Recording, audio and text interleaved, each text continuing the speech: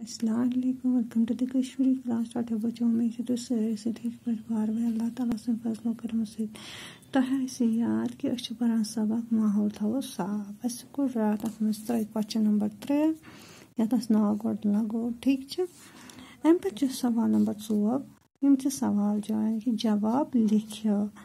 इतना गोक सवाल अत माहौल क्या गो अस पुर सबकस मज माहौल क्या गो अगर तुम याद जहनस मज तुम करो रिकॉल अत माहौल गो ओंद पोक हवा कम नासाफ गसान अस पुर सबकस मज कि हवा दुह सत नासाफ गसान सो कारखानन हंद दुह सो गाड़िन हंद दुह तो हवा नासाफ गसान कुछ चीज जमीनस मज हचान तो गलान कुछ चीज जमीनस मज हचान तो गलान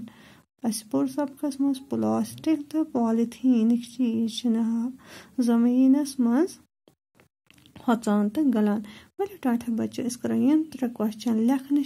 डायरी पे या कॉपी पे लिखने कोशिश इस लिखो कि जवाब लिखो तुम लिखो तक सवाल नंबर 4 जवाब लिखो गोडनिक क्या माहौल क्या गो क्या लिख जवाब माहौल गो ओंद पोक ठीक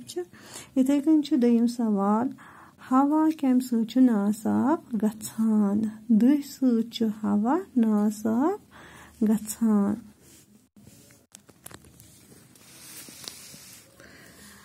तो इथे ब्या क्वेश्चन कुछ चीज जमीनस मज हचान तो गलान पॉलीथीन तो प्लास्टिक चीज जमीनस मज हचान तो गलान वो टाटा बच्चो तुम करो मे से फिर यम खबानी यमो क्वेश्चन आंसर 3 हज गोडनिक माहौल क्या गो माहौल क्या गो अमिक जवाब क्या माहौल गो ओंद पोक माहौल गो ओंद पोक हवा कम नासाफ गछान हवा कम नासाफ गछान क्या है ये जवाब दुह सत हवा नासाफ गछान